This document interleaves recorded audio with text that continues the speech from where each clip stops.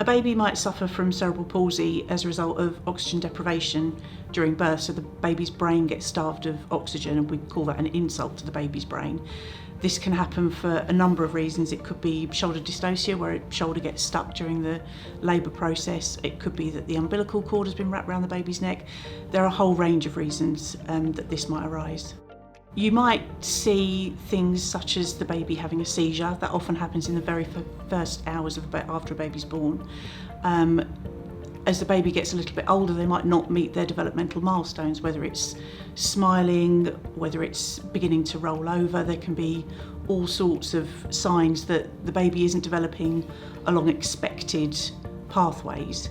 A doctor might point something out and say that they're concerned about a particular aspect of the baby's development. It's important to note that although you might know your birth was difficult or traumatic, it's not always immediately obvious whether there's been any harm to the baby, and obviously a lot of the time there isn't, which is wonderful. It can sometimes take days, weeks, months, or even a couple of years before it becomes apparent that the baby has suffered harm, and certainly it can be a couple of years before a formal diagnosis of cerebral palsy is made. Compensation is made up of a number of different elements. There's compensation for the actual pain and suffering for the injury that the child has experienced, and that will depend very much upon the severity of that injury. In addition, there are compensation for the financial losses incurred both past and future. There may be a need for different accommodation or adaptations to an existing home. There may be a need for professional care if the disability is quite significant, and that could be a lifelong need.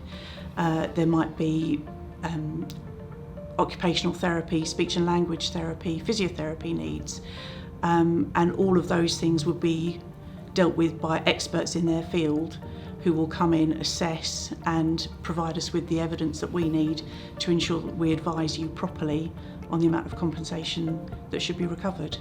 People are often very concerned about how they're going to fund a clinical negligence claim, particularly for cerebral palsy. What we offer is a true no-win, no-fee agreement. If the claim isn't successful, we will not take any money from you. If the claim is successful, you will almost always retain all of the compensation that's recovered for the benefit of the child for the rest of their life. A claim for cerebral palsy generally takes a while to bring to conclusion.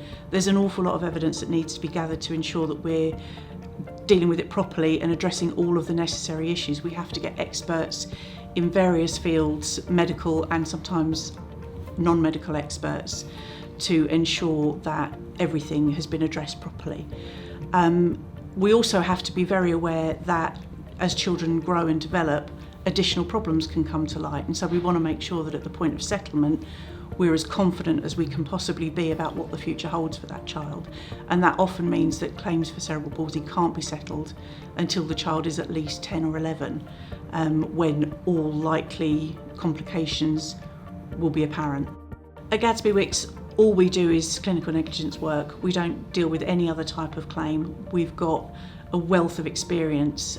If I haven't dealt with something, one of my colleagues will have done, and vice versa. So we've always got people who we can bounce ideas around, make sure that we're covering every aspect of the claim, because we're specialists, and that's what you need for a claim like this.